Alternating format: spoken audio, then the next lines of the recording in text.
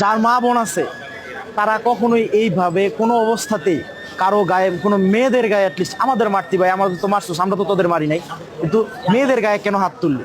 হামলা আসলে কয়জন যে হয়েছে, আমার সামনেই হয়েছে 15-20 জন। আমার নিচে যে কয়জন মেয়ে পড়ছিল, এরা বদরুন্নেসা ইডেন কলেজ ঢাকা ইউনিভার্সিটির কিছু মেয়ে পড়ছিল, এরা কাঁটাতারের উপরে যখন ব্যারিকেডের উপরে পড়ে যায়, এদেরকে ডিরেক্ট লাইট ফিউজ চাপ পিছন থেকে এদেরকে যখন চাপ দেয়, এই চাপের মধ্যে ভাই পড়ছিলাম। আমরা শুধু মেয়েদেরকে চাইছিলাম খালি সেভ করে আমরা আগাইতে, কিন্তু সবাই যখন একটা না একটা দৌড় দেয়, এই সবাই দৌড় দিতে যাইয়া আমার ছোট বোনগুলো পিছনে পড়ে। এই যে ও ছিল, ও পিছনের থেকে এই মেয়েদেরকে মানে সেভ করার চেষ্টা করছে। আমরা যে কয়জনই পিছনে ছিলাম, এই কয়জনের উপরে শুধুমাত্র আমরা পিছনে ছিলাম, এই মেয়েগুলোর উপরে যেন তারা না মারে, কিন্তু কিচ্ছু করতে পারি নাই।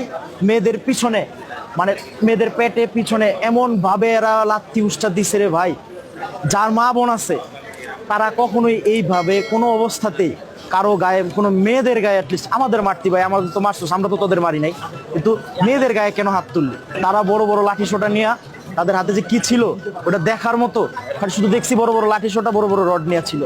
এই যে ওনার অবস্থা, উনি ছিল সবার শেষে, আমরা যে কয়জন সবার শেষে ছিলাম, একজন পিছনের থেকে আমরা মানে সেফলি বেরিয়ে আসতে পারি না। আমার জুতা মোতার থেকে শুরু করে মানে সব কিছু।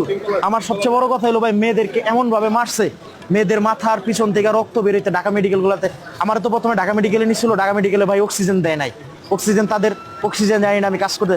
এইখানে আনার পরে একটু মানে শ্বাস নিতে পারতেছি। এখানে আমি ভিতরে আমার উপরে 15-20 জন পড়ছিল, যেই দম আটকাই গেছিল, আমি ভাবি নাই আমি বাঁচবো। আমি 98 কেজি ওজন আমার, আমি ভাবি নাই আমি বাঁচবো আমার এত বড় শরীর নিয়ে।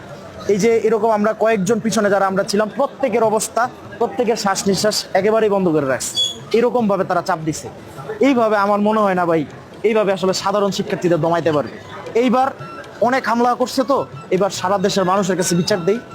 আপনারা বিবেচনা করেন যে আপনারা কি করবেন। কারণ আমরা তো মানে অলরেডি আমরা ছোট ভাই বোনদেরকে বাঁচাইতে পারি নাই, চেষ্টা করছি অনেক ভাবে আমরা চেষ্টা করছি, কিন্তু তাদেরকে আমরা পারি না। এদেরকে এমন ভাবে মারছে, এদের মাথা ফাটাইছে, করছে, এটা পারি নাই আমরা। ভাই আহত হাসপাতালগুলোতে অনেক আছে, এইখানে আছি মনে আমরা 8-10 জন।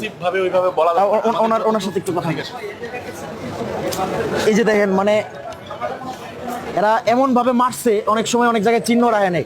এই যে পিছনে লাঠি দিয়ে যে মনে করেন ধাওয়া দেওয়ার সময় যে বাড়ি দিছে, এগুলা আমরা তো বৈষম্যের বিরুদ্ধে দাঁড়াইতে এসেছিলাম, আমরা তো ন্যায্য দাবি, আমরা কেউ সন্ত্রাসী না। কিন্তু কেন আমাদের উপর কেন একটা পুলিশ আমাদেরকে বাঁচাইতে আসলো না? পুলিশ তো বাঁচাইতে আসার কথা ছিল। এই আন্দোলনকে তো পুলিশ কোথায় ছিল তাহলে? এই হাজার হাজার পুলিশ